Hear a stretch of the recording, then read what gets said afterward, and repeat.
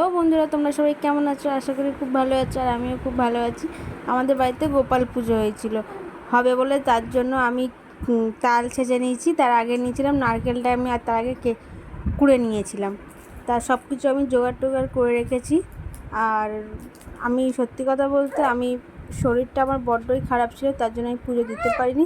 আমার দিদি এসে জোগাড় করেছিল, করার পরে আমার শাশুড়ি ওই তালের বড়া আর মালপোয়া এগুলো বানাচ্ছিল।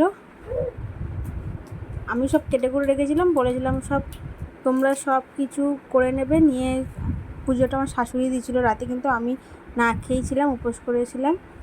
আর তারপর সন্ধ্যেবেলার দিকে চলে গেছিলাম হচ্ছে আমাদের একটা আন্টির বাড়িতে পুজো হয়েছে, খুব বড় করে পুজো হয়েছে। হুট করে আমরা গেছিলাম, গিয়ে দেখলাম কত সুন্দর গোপালকে সাজিয়েছে।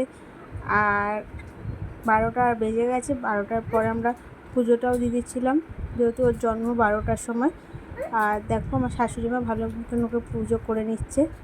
আর আমার এই ফটোটা আজকেরই আমার দিদি মানে পাঠিয়েছে, বলেছে যে এটা পুজো করবি। আর আমার যেহেতু ছেলে হয়েছে, তার জন্য ওকে, আমার বাড়িতে একটাই ছেলে, ওই জন্য ওই গোপালটা পাঠিয়েছে। দেখো কত ভোগ টোগ আয়োজন করছি। এই প্রথমবার আমি শ্বশুরবাড়িতে এত ভালোভাবে পুজো করলাম,